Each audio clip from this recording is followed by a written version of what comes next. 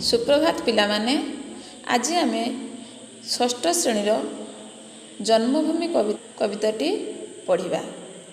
आमे पूर्व क्लास रे तार कवि पद्मचरण पट्टनायक को विषय रे एवं कवितार पृष्ठभूमि विषय रे आलोचना करथिले। आज जन्मभूमि विषयटी को आवृत्ति करिबा। समस्ते निज निज बही खुली देखि परिबो। वर्तमान मु आरंभ करुछि, तुमे समस्ते शुण।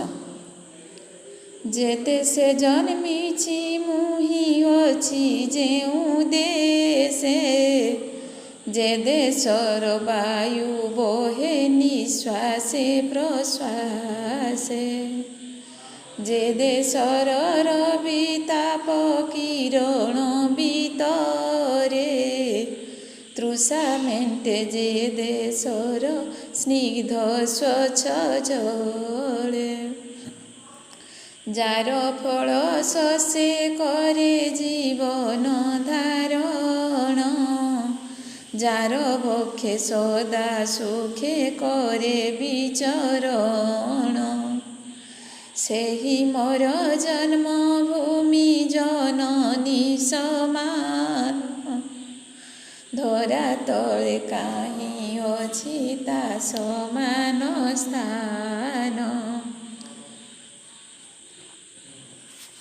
मु आउ थरे करुछि, तुमे सब शुण।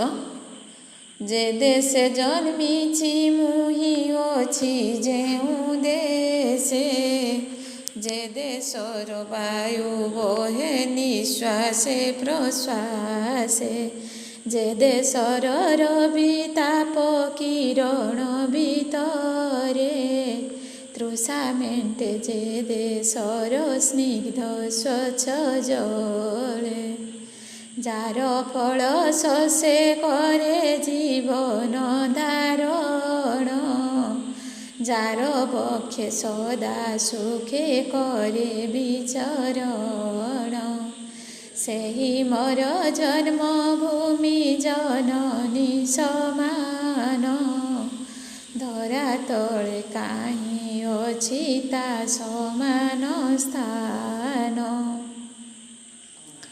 तुमे सब निजे निजे ये कविताटी को एपरि भाव आवृत्ति कर एवं ताकू अभ्यास करी आसिबो। काली आमे एई पदटी को बुझिबा एवं तार परवर्ती पदटी को आवृत्ति करिबा।